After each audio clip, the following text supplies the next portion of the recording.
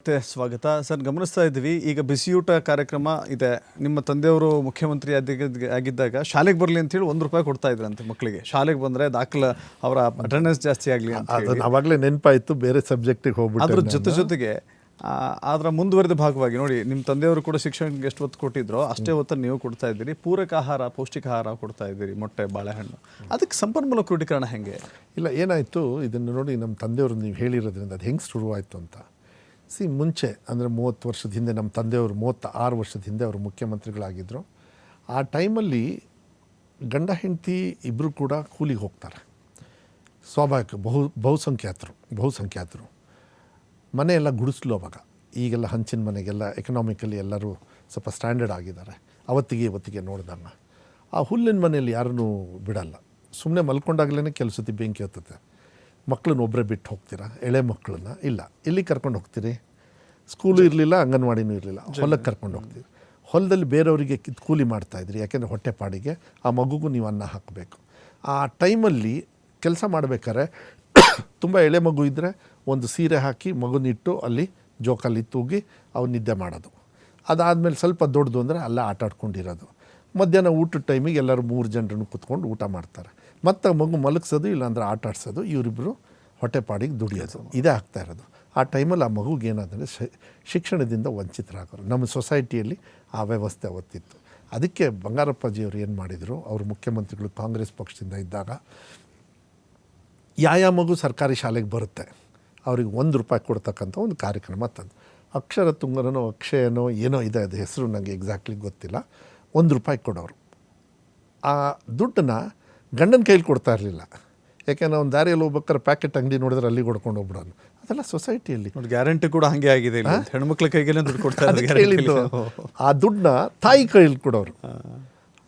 ಶನಿವಾರ collection cash ₹6 ಒಂದು ಮಗುಗೆ. ಅವತ್ತು ₹6 ಅಂದರೆ ಇವತ್ತು ಎಷ್ಟು ರೂಪಾಯಿ ಹೇಳಿ? 36 ವರ್ಷ ಆಯಿತು. ಅದನ್ನು ಸನ್ಮಾನ್ಯ SM ಕೃಷ್ಣ ಅವರು ಮುಖ್ಯಮಂತ್ರಿಗಳು ಇರಬೇಕಾದ್ರೆ ಕಾಂಗ್ರೆಸ್ ಪಕ್ಷದ್ದು 2001ರಲ್ಲಿ ಅವರು ಬಿಸಿ ಊಟಕ್ಕೆ ಕನ್ವರ್ಟ್ ಮಾಡ್ತಾರೆ. ಈಗ ನೀವು ಹೆಂಗೆ ಕ್ರೋಢೀಕರಿಸಿದ್ರಿ ಅಂತ.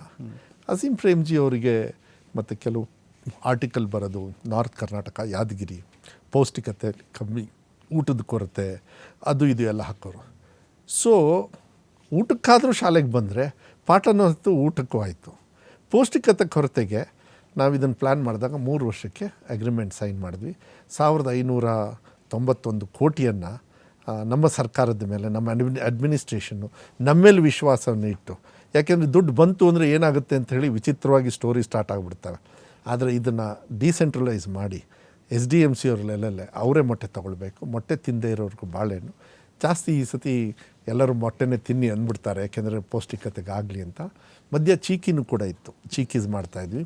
ಆ ಚೀಕಿಯನ್ನು ನಾನು ಬಿಡಿಸ್ದೆ, ಯಾಕೆಂದರೆ ಅದು ಕ್ವಾಲಿಟಿ ಎಲ್ಲ ಬೇರೆ ಬೇರೆ ಹಾದಿ ಹಿಡಿತಾ ಇತ್ತು. ನನಗೆ ಅದು ಇಷ್ಟ ಆಗಲಿಲ್ಲ, ಯಾಕೆಂದರೆ ಮಕ್ಕಳಿಗೆ ಆ ಥರ ತೊಂದರೆ ಕೊಡೋದ್ರಿಂದ ನನಗೆ ಇಷ್ಟ ಆಗಲಿಲ್ಲ. ಯಾಕೆಂದರೆ ಯಾರೋ ಪುಣ್ಯಾತ್ಮ ಅಸೀಂ ಪ್ರೇಮ್ಜಿ ಅಂಥವರು ಮಕ್ಕಳ ಹಿತದೃಷ್ಟಿಯಿಂದ ಕೊಟ್ಟಾಗ ಅದು ಅವ್ಯವಹಾರ ಆಗಬಾರ್ದು, ಅವ್ಯವಸ್ಥೆನೂ ಆಗಬಾರ್ದು. ಎರಡಕ್ಕೂ ನಾನೇ ಕಾರಣಕರ್ತನಾಗ್ತೀನಿ. ಅದು ನನಗೆ ಕಂಡಾಗ ಅದನ್ನು ಬೇಡ ಅಂತ ಹೇಳೋಷ್ಟು ಧೈರ್ಯ ಇತ್ತು. ಹೋದೆ CM ಅವರಿಗೆ. CM ಅವ್ರು ಹಂಗಾರೆ ತೆಗಿ ಅಂದರು, ತೆಗೆದೆ. ಅದಕ್ಕೆ ಈಗ ಬಾಳೆಹಣ್ಣಾದರೆ ಅಟ್ಲೀಸ್ಟ್ ರೈತರಿಗೂ ಕೂಡ ಹೆಲ್ಪ್ ಆಗುತ್ತೆ. ಇತ್ಲಾಗ ಮೊಟ್ಟೆ, ಕೋಳಿಗೂ ಅಷ್ಟೇ. ಅವಾಗೊಂದು ಕೇಳಿದ್ರ ಪ್ರಶ್ನೆ, ಸರ್ 50 ಲಕ್ಷ ಮೊಟ್ಟೆ ದಿನ ಕೊಡಬೇಕಲ್ಲ ಸರ್ ಮಕ್ಕಳಿಗೆ, ಪೂರೈಕೆ ಹೆಂಗೆ ಸಪ್ಲೈ ಮಾಡ್ತೀರಿ? ಇಲ್ಲ ಕೋಳಿಗೆಲ್ಲ ಫೋನ್ ಮಾಡಿದ್ದೀನಿ, ದಿನ ಜಾಸ್ತಿ ಮೊಟ್ಟೆ ಹಾಕಿ ಅಂತ ಹೇಳಿ ಅಂತ ತಮಾಷೆ ಮಾಡಿದೆ. But we are managing, not a problem. ಅದು ಬೇರೆಯವ್ರಿಗೂ ಉದ್ಯೋಗವನ್ನು ಕೂಡ ಕೊಡ್ತಾ ಇದೆ. ಅದು ಒಳ್ಳೆ ರೀತಿಯಲ್ಲಿ ಪೌಷ್ಟಿಕತೆ ಭಾಳ ಇಂಪಾರ್ಟೆಂಟು. ಹಸುವಲ್ಲಿ ಹೋಗಿ ನಿದ್ದೆ ಮಾಡಿದ್ರೆ ನಿದ್ದೆ ಬರೋದಿಲ್ಲ, ಕಷ್ಟ. ಅದು ಹಸಿವಲ್ಲಿ ಓದಕ್ಕೆ ಹೋದ್ರೂ ಇನ್ನೂ ಕಷ್ಟ. ಸೊ ಎಲ್ಲ ಸಮಾಧಾನದಿಂದನಾದ್ರೂ ಇರಬೇಕಲ್ಲ. ಅದಕ್ಕೆ ನಾವು ಗೃಹಲಕ್ಷ್ಮಿಯಲ್ಲಿ 2,000 ಇದೆಲ್ಲ ನಾವು ಯಾಕೆ ಕೊಟ್ವಿ ಅಂದರೆ ಇದೇ ರೀಸನ್ನು.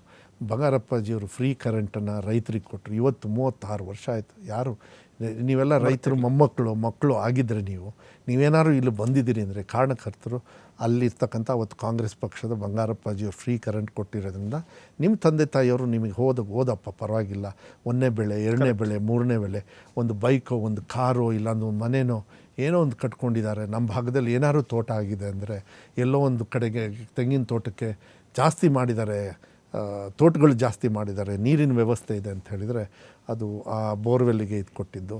ಬಡವ್ರ ಮನೆ ಬೆಳಕಾಗಬೇಕಂತ ಸಿದ್ದರಾಮಯ್ಯ ಅವರು 200 ಯೂನಿಟ್ಟು ಕರೆಂಟ್ ಕೊಡ್ತಾರೆ. ಮಕ್ಕಳು ನಾನು ನೋಡಿದ್ದೀನಿ ಕಣ್ಣಾರೆ, ಹಲಗೇರಿ ಅಂಥೇಳಿ ಹಾವೇರಿ ತಾಲೂಕು, ದಾವಣಗೆರೆ ಹರಿಹರದ ಹತ್ರ, ರಾಣೆಬೆನ್ನೂರಿಂದ ಲೆಫ್ಟ್ ಬಂದ ತಕ್ಷಣ ಹಲಗೇರಿ ಜಂಕ್ಷನ್ ಬರುತ್ತೆ. ಸ್ವಲ್ಪ ನಮ್ಮ ಸೊರಬ ಕಡೆ ಹಿಂಗೆ ಆನ್ವಟಿ ಕಡೆಗೆ ಬರಬೇಕಾದ್ರೆ ಲೆಫ್ಟ್ ಸೈಡಲ್ಲಿ ಒಂದು ಮನೆ ಇತ್ತು. ಒಂದು ಮಗುನ ಡೇ ಟೈಮಲ್ಲೂ ಕೂಡ ಒಂದು ತಾಯಿ ಹೊರಗಡೆ ಓದಿಸ್ತಾ ಇತ್ತು. ನಾನು ಅದನ್ನು ಸುಮಾರು ವರ್ಷದಿಂದ ನೋಡ್ತಾ ಇದ್ದೆ. ಅದನ್ನ ಒಂದು ಸುಮಾರು ವರ್ಷ ಅಂದರೆ ನಾನು ಕಾಂಗ್ರೆಸ್ಸಿಗೆ ಜಾಯ್ನ್ ಆಗಿ ಆ ಟೈಮಲ್ಲೆಲ್ಲ ಸುಮ್ಮನೆ ನೋಡಿ ನನ್ನ ಪುಣ್ಯ ಅನಿಸುತ್ತೆ. ಈಗ ಆ ಮಗುನ ಅಲ್ಲಿ ನೋಡ್ತಾ ಇಲ್ಲ, ಯಾಕೆಂದರೆ ಅವ್ರ ಮನೆ ಒಳಗೆ ಡೇ ಟೈಮಿಗೆ ನಮ್ಮ ಸಿದ್ದರಾಮಯ್ಯ ಸಾಹೇಬರು ಕರೆಂಟ್ ಕೊಟ್ಟಾರೆ ಫ್ರೀಯಾಗಿ. ಆಲ್ಮೋಸ್ಟ್ಲಿ ಅಲ್ಲೇ ಆ ಮಗು ಓದೋದ್ರಿಂದ ಮೋಸ್ಟ್ಲಿ ಇದು ಎಲ್ಲರ ಮನೆಯೂ ಬೆಳಕಾಗಿದೆ ಅಂತ ಹೇಳಿದರೆ ಇದು ಒಳ್ಳೆ ಕಾರ್ಯಕ್ರಮ. ಆ ಬೆಳಕಾಗಿರೋದ್ರಿಂದನೇ ನಾವಿಲ್ಲಿ ಕೂತ್ಕೊಂಡಿದ್ದೀವಿ, ಬೆಳಕು ಮಾಡ್ತೀವಿ ಅಂತ ಹೇಳಿದ್ದಕ್ಕೆ ನಾವಿಲ್ಲಿ ಕೂತ್ಕೊಂಡಿದ್ದೀವಿ.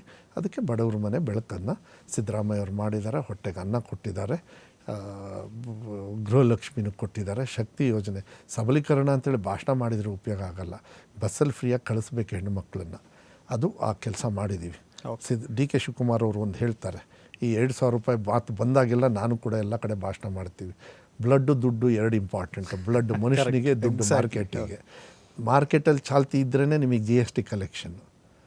ಮಾರ್ಕೆಟಲ್ಲಿ ದುಡ್ಡು, ಸಾಹುಕಾರನ ಕೈಯಲ್ಲಿ ದುಡ್ಡಿದ್ರೆ ಬ್ಯಾಂಕಲ್ಲಿ ಇಡ್ತಾನೆ, ಬಡವ್ರ ಕೈಯಲ್ಲಿಟ್ಟರೆ ದುಡ್ಡು ಮಾರ್ಕೆಟಲ್ಲಿ ಇಡ್ತಾರೆ. ಆವಾಗ ಇಂಜಿನ್ ಚೆನ್ನಾಗಿ ಓರಾಯಿಲ್ ಚೆನ್ನಾಗಿರ್ತದೆ. ಬಡವ್ರು ಇಲ್ಲಾಂದರೆ ಬಡವರಾಗೆ ಉಳಿದು ಬಿಡ್ತಾರೆ. ಬಡವರನ್ನ ಸಮಾನತೆ ತರೋದಕ್ಕೆ ನಮ್ಮ ಸರ್ಕಾರ ಸಿದ್ದರಾಮಯ್ಯ ಅವ್ರ ನೇತೃತ್ವದಲ್ಲಿ ನಾವು ಮಾಡಿದ್ದೀವಿ. ಅದಕ್ಕೆ ಹೆಮ್ಮೆ ಇದೆ. ಶಿಕ್ಷಣದಲ್ಲೂ ಸುಧಾರಣೆ ತಂದಿದ್ದೀವಿ, ಇನ್ನೂ ಬೇಕಾದಷ್ಟಿದೆ. ಸರ್, ಈಗ ಸಮಸ್ಯೆ ಒಂದಿಸದ್ದಲ್ಲ, ಬಟ್ ಸಮಸ್ಯೆನ